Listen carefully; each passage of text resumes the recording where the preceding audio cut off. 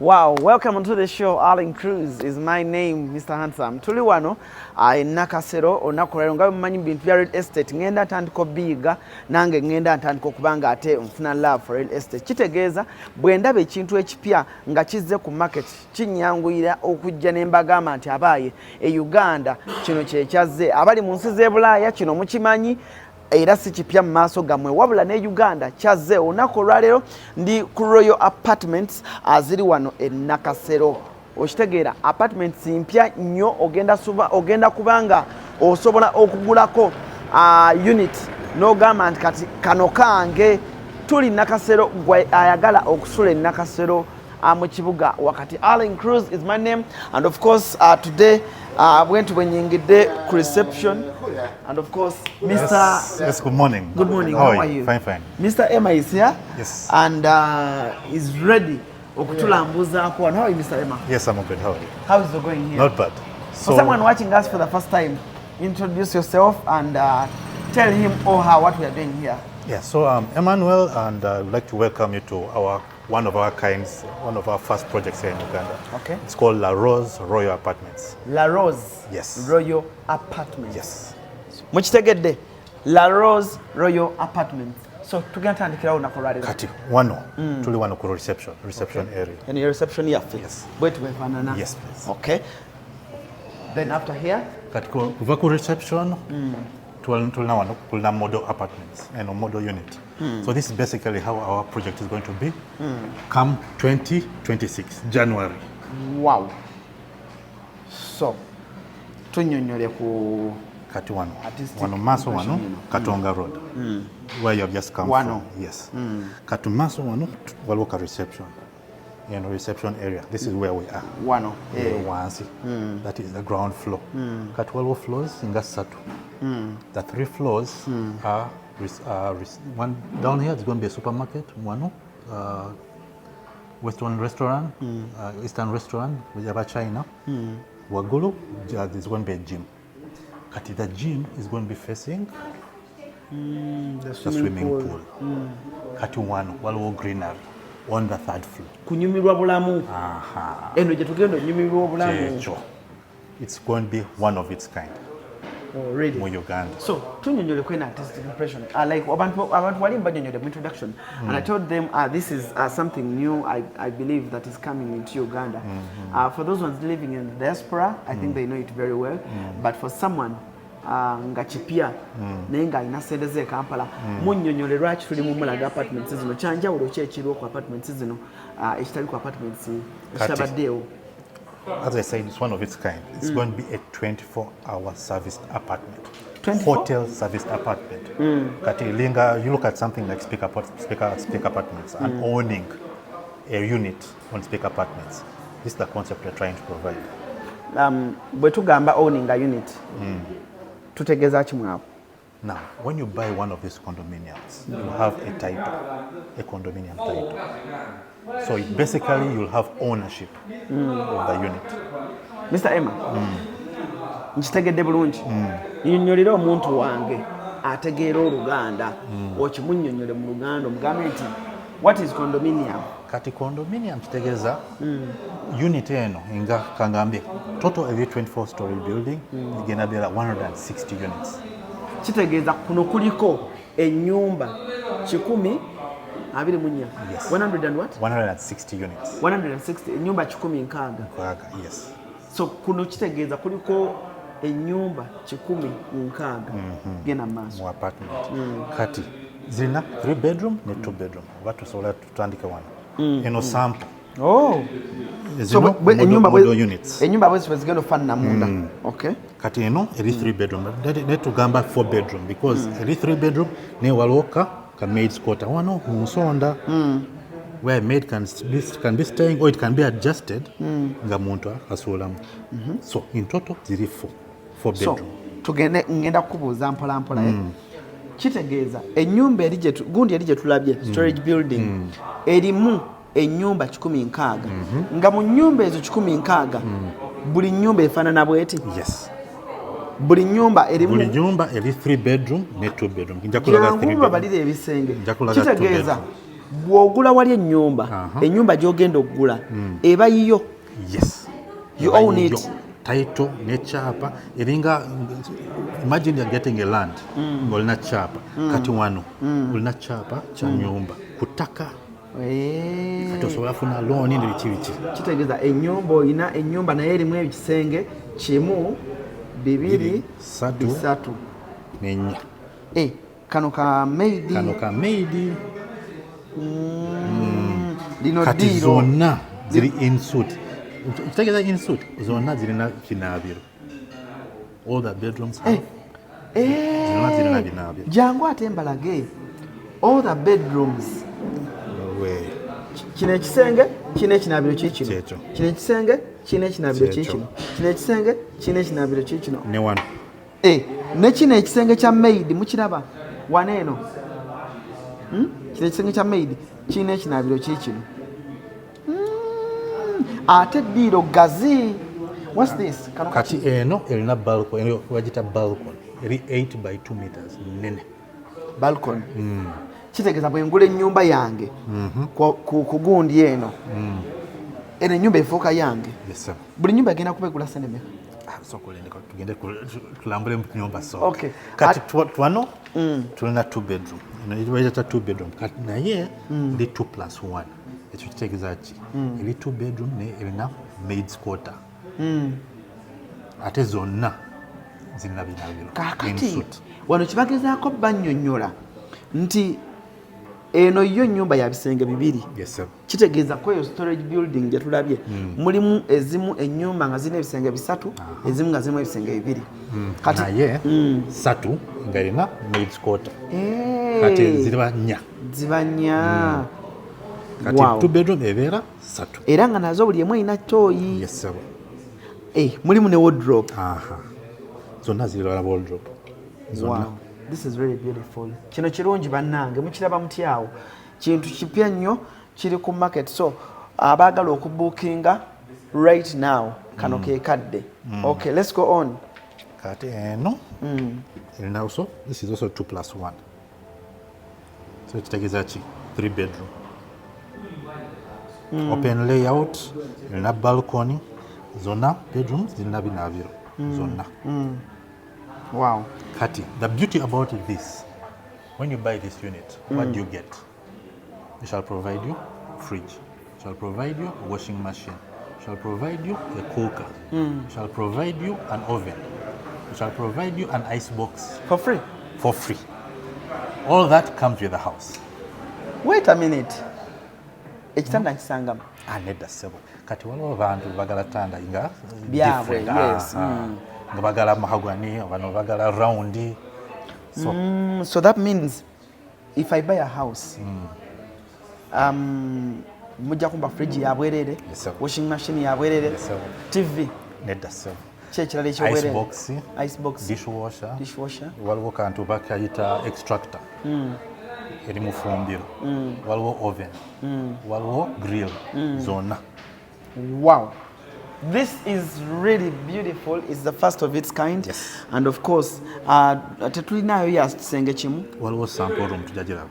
Kati tugende tululaba. Ku gundi. Kuno. Yes sir. Tetulinaako nyumba nga ya kisenge kimu. Nedda ssebo. Kati we only have ya bisenge bisatu. 3+1 ne 2+1. Oh, 3+1. Kati waggulu waliwo penthouses zino ziri penthouses. Zino 3 floors. Va wano paka waggulu 1 2 3. Naye zonna bazitutte. Zonna bazitutte? Yes sir. Okay. So tugende mu maaso. Tukyagenda mu maaso. Mr. Emma agenda kuba akyatulambuza. So we are entering inside Uncle Emma. Yes, let's have a small entry. Kati one. Tuna middle. Wow. This is a middle, more or less like an entry area. Kati one kuside eno. Tuna closet space. Kati kansoke manyonyole bulungi. Eri artistic impression gye mwalabi wali ku reception wansi. Nga balaga ennyumba ya bedrooms esatu. Omuli gundi ya maid. Omuli ne sitting room biki. Kati wano gye tulimu munda mu reality. Not so? Yes sir. Right. Kati zino. Zona. As you can see, storage space. Like in case you have shoes, or take one. Sumuluzo, or take one. nga tukale tuzikunganyiza mu nsonda ya nyumba. Kati wano. Living area, waliwo sitting room, dining, ne kitchen. Wow. Kati tutandikewa. Wow. Uncle Emma. Yes, sir. Kati wano mba ndi muki. Mu sitting room wano, wajita living area. Living area? Wow. Obulamu bulungi wano. Kati zino entebe muzimpeeramu, right? Nedda ssebo. Kati what comes with this unit, waliwo obwintu which comes with this unit. Naye furniture, in case you are interested, tusobola kuwa. Okay. So eno gye mugezaako ndaga sample. Eringa sample. Nga bwe kinaafaanana. Nga gwe entebe z'oyagala z'oteekamu. Yes, sebo. So zino mwataddemu zammwe kulagirako muntu. Okay. Tugenze mu maaso side eno. Kati wano tuli muki?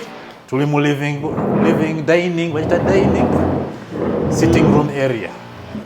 Yes, sebo. Kulika yourself. Buddeyo. Kati wano tuba tutandise ekyemisana kyaggulo kyekyo. Kati what we did actually is kintu kiri different. We were trying to do an open layout system. In case you have friends nga muntu afumba wali kinene nnyo. You can be able to have a conversation and you're having some food, your concept. Twagala bitu bino ya Ugandan system nga fumbiro eri wali muntu afumba dining eri wali Okay. Concept. Wow. Trying to provide. Dino tukyali mu ddiiro saagala mwerabire. Eddiiro mulimu living room wali eri then wano wetuliira. Abantu abamanyi amaka amalungi eri tebaliirayo. Buli kintu ekiyitibwa kyakulya kyakunywa wano wekiggwera. Then teweerabira. TV njikulaze. Uncle Emma. Yes, sir. TV mujimpeeramu. Nedda ssebo. Nayo just yakulagako. Just for sure. Naye TV unit comes with a room. Nekino comes with the house. Kano kaki? Ka disc player. DJ. Teekamu gundi. CD. Sibimanyi nnyo. Kati wano mu fumbiro. Mu 3-bedroom we shall be having a fridge, double fridge. Tell him kati. Just this is where the fridge will be seated. Kati chirara, which comes with the unit is this. Vajita grill, oven. Grill. No? But oven or grill. Microwave, oven, grill. What else comes with Gena maso. Kati chirara. The cabinets, the granite. Comes with the room. Gas cooker comes with the room. Vajita extractor. It comes with. Kati singa ufumba wano, the air goes out. Omuka. Ete gujeno. Oli. Nzeno bulijjo nkalaba. Bakayitaka extractor. Extractor kalungi nnyo nawe obadde tokamanyi. Obadde okalaba bulabi. Anayi. Kati oli ali agayana CRUZ nawe obadde tokamanyi. Kati bino byonna cabinets zonna. Paka wansi zino cabinets. Gula one side. One. Yes. Amalo gali wano nze ngali. Gonna ga Uganda. Ne wansi bino bintu. Kano ke bagamba Jojo Taylor up. Tujja tuukayo bano. Toka muchi. Hey. Okay.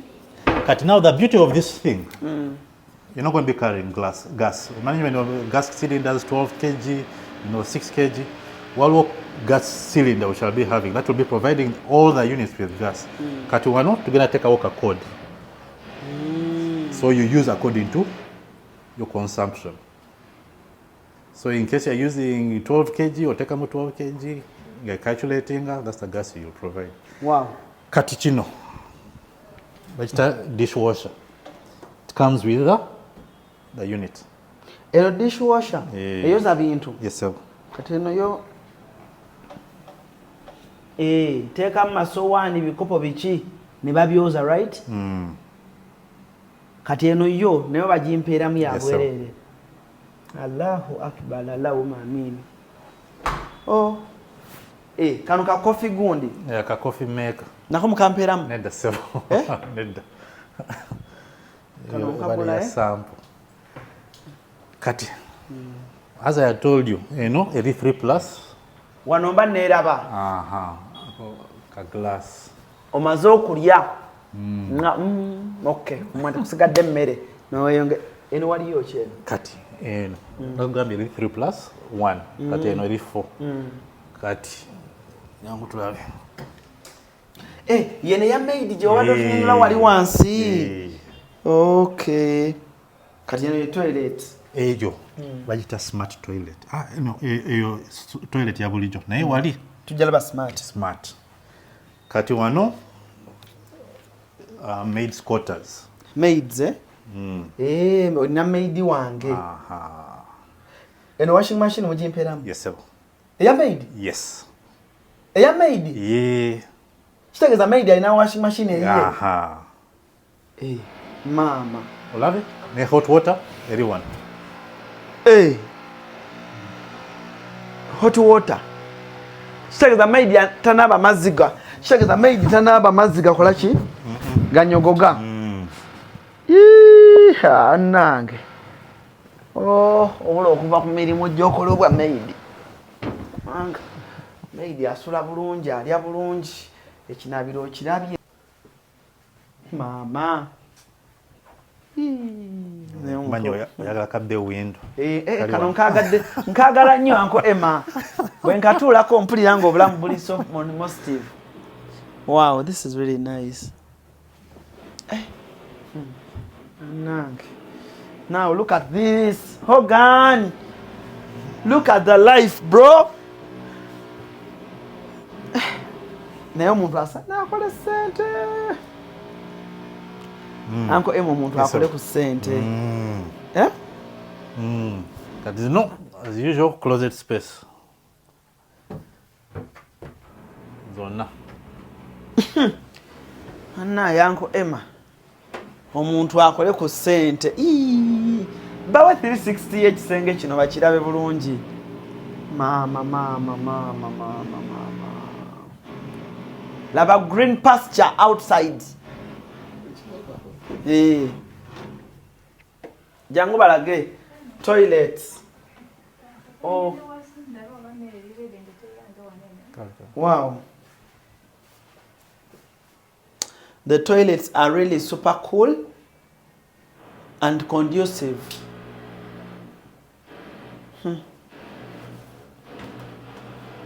Your smart toilet.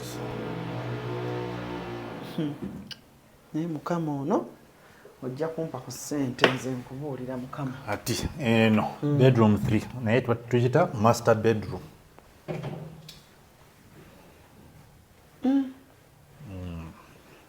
Eno ye master. Ne baba bateekamu zichandeliya. Laba amataala. Laba amataala gwe. Mukama. Lino lyaka litya. Kano ke kali kubamu bannange. Mbadde neewuuza giraasi eyaka etya. Concept and it comes with the room. Bannange amaalo gali wano. Nze gonna nze ngalina.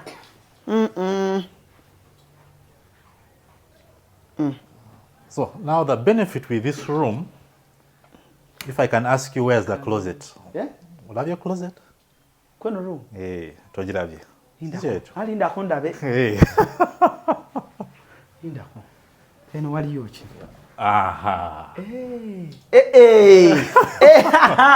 Come and see this. My. Oh my God. This looks extremely magnificent and absolutely nice. Mukama Katonda wange. Major. So, this is the closet. Mwami mtawe jangola be ebintu. The boards are customized. Jalagako mwami wali mukwano gwange ali mu America mtamu Mr. Mtawe. Ne mchalo anti Ruth. Bino bagenda bira babayino bira baniba. Kati zino ziri push. Ziri push to open. Hey. Biri ya hand. Ndako. Aha. Jojo Taylor. Jojo Taylor open. Oh, Zino. Zezo. So it is enough ample storage. Manya bachala balina engoye. Mama. Kanyumide. Ne wano osobola kukola makeup. Wano. Teka mu makeup ne biki. Abakyala.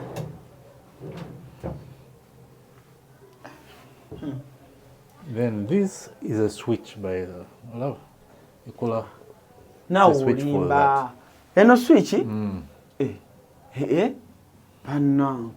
Omwana nga yakola ennyumba. Laba amadinisa. Laba oluggi. Kugambye nange nabiyiza ebyokunyigako. Mbadde ne Mr. Emma. Yes, sir. Thank you so much. You're welcome. We appreciate webali nnyo tulambuzaako. Kintu kibadde kirungi nnyo. Yes, sir. Era kansaba abantu bajja kuba ate bongera okukyagala. ALLANCRUZ is my name. Suits bazise batya. La Rose Royal Apartments. La Rose. Katonga Road. La Rose Royal Apartments ziri Nakasero. Si wala. Tuli mu kibuga Kampala. Eyegomba osulako mu Kampala. Time yeno. Obudde buweddeyo. I want to sign out. Hogan Sharif bentambudde nabo nakolera okulanga tukuwadde omulimu omulungi ogwo. Sala kusukako wano nakolera funa musibe bulungi. Mwera.